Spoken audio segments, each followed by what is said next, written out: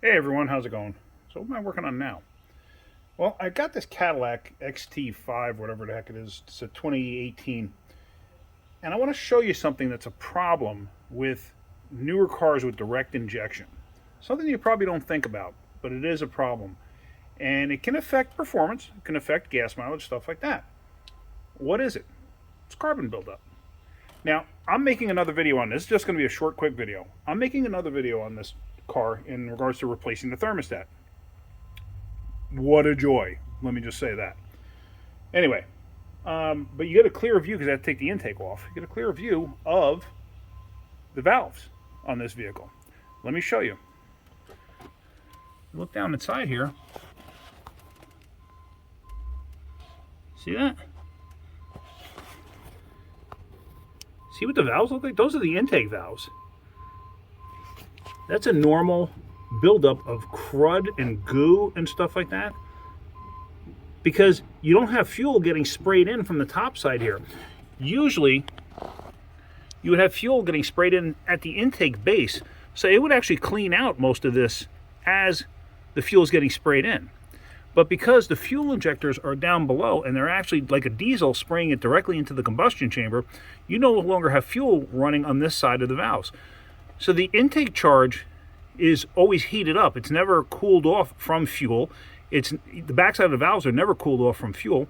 So you get a carbon buildup like that, or like a mung buildup too. I mean, that's a sticky, tarry type substance.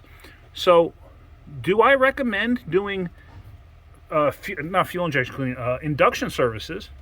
Yeah, absolutely. I do. On these, I absolutely do. I am not going to be doing one on this. This is just here for the thermostat. So we're going to be doing that. Hang on one second. I got somebody coming in. But what I'm thinking of doing is, at some point, I'm going to grab another car that is either going to be my own personal or something like that.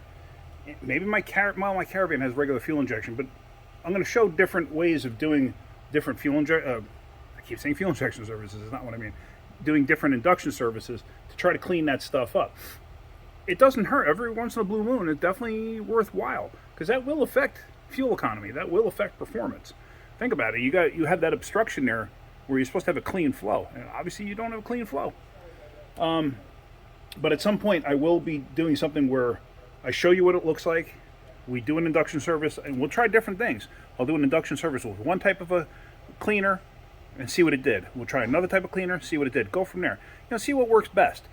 I already know from experience what works pretty good for me, what might work pretty good for somebody else, systems that might work pretty good, or even just a backyard do-it-yourself, hey, this is going to do something, this is going to help clean it up.